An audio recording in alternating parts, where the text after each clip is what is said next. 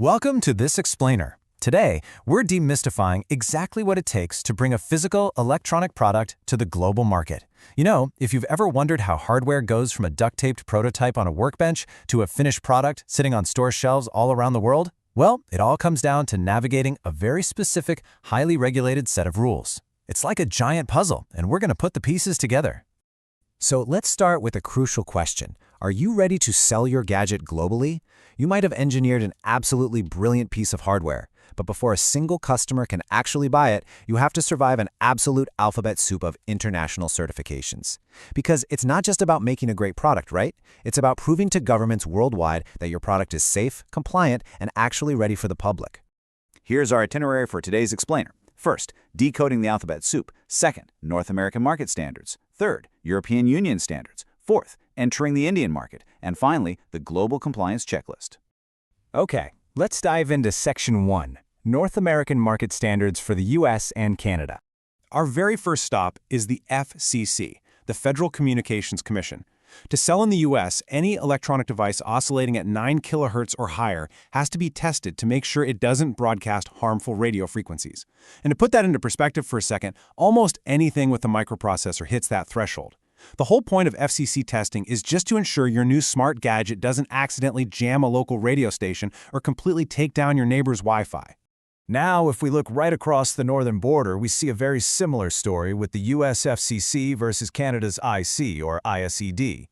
Innovation, Science and Economic Development Canada, IC for short, acts as the direct Canadian equivalent to the FCC.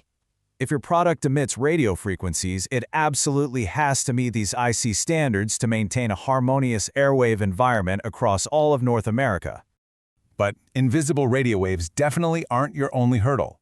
You also have to prove your device isn't going to cause physical harm. Enter UL, or Underwriters Laboratories. Now, unlike the government-run FCC, UL is a global, independent safety science company. Their sole focus is strictly on limiting physical hazards. We're talking fire, electrical shock, and mechanical failure. What's really fascinating here is the contrast in enforcement between something legally mandatory, like the FCC, versus practically mandatory, like UL.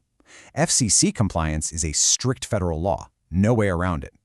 UL, on the other hand, actually isn't federally mandated, but it is practically mandatory. Why? Well, because local building codes and major insurance companies absolutely demand it. Honestly, try getting a major retailer to stock a wall-powered device that isn't UL certified. It's essentially impossible. All right, let's cross the Atlantic for Section 2, European Union Standards. Over in Europe, they take a much more unified approach, which is brilliantly encapsulated by the CE mark, or Conformité Européenne. This is literally your product's passport for entering the European Economic Area. It combines safety, EMI, health, and environmental standards all into one single symbol. But here's the massive catch. Unlike UL, CE is usually a self-declaration. The burden of proof is entirely on you. That declaration has to be backed up by a highly detailed technical file, which means if something goes wrong, the legal liability falls directly on the manufacturer's shoulders. And to actually bear that essential CE mark, your products also have to satisfy another crucial hurdle, RoHS, which stands for the Restriction of Hazardous Substances. This EU directive aims directly at reducing environmental pollution. It legally restricts hazardous materials from ever entering the product in the first place, guaranteeing it's safe to dispose of at the end of its life cycle. Specifically, we are talking about heavily restricting toxic chemicals and heavy metals under RoHS, things like lead, mercury, cadmium, and hexavalent chromium. So the crucial takeaway here is that to sell in Europe, your entire global supply chain has to strictly eliminate these materials. It totally forces hardware designers to think sustainably from day one of prototyping. Moving right along to Section 3, entering the Indian market. Next, we take our product to the booming Indian market, which has a highly structured and hyper-localized testing environment. India's primary gateway is the BIS, the Bureau of Indian Standards. For commercial hardware and IT, it prevents physical safety risks like electrical shock and fire. But here is the critical distinction for India, and a major hurdle for global supply chains. BIS is strictly mandatory, and the testing must physically take place inside India at an accredited laboratory. You cannot just hand over your US or EU test results here. To give you an idea of the sheer scope of the equipment regulated by BIS, if you're manufacturing laptops, servers, displays, monitors, LED lights, power adapters, or AV equipment, successfully passing localized BIS testing is your absolute non-negotiable first step into the country.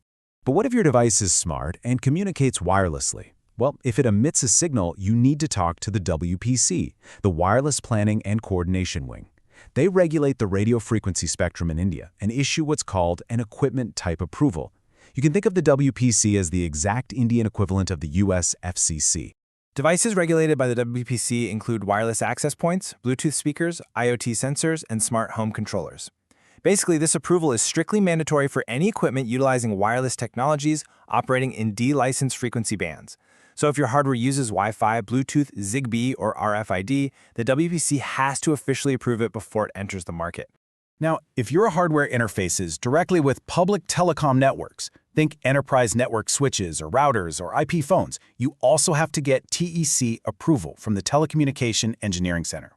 They guarantee network security and interoperability, basically ensuring your specific device won't accidentally compromise the national communication grid. Our final stop in India addresses the product's environmental footprint through e-waste EPR, or Extended Producer Responsibility. Acting a lot like Europe's environmental initiatives, India's EPR strictly requires manufacturers and importers to take direct, measurable responsibility for recycling the electronic waste they actually introduce into the market. Finally, let's pull all of this together in Section 4, the Global Compliance Checklist. When you synthesize all these diverse regional requirements, you get a master itinerary. This is your ultimate global compliance checklist. It pulls together the primary regions and the specific focus areas, from radio frequency with the FCC and IC, to physical safety with UL and BIS, all the way down to hazardous materials with ROHS and CE. Most importantly, it outlines the mandate. What is a hard legal requirement versus a practically required industry standard? This right here is your fundamental roadmap for global distribution. We've covered an incredible amount of ground today, navigating the vital acronyms that literally hold the keys to international markets. Because innovating a groundbreaking piece of hardware is a tremendous achievement, for sure, but it is genuinely only half the battle. So I want to leave you with this final thought. Your product might be ready for the world, but is your compliance strategy ready for your product? If it isn't bulletproof, will the world ever actually get to see it?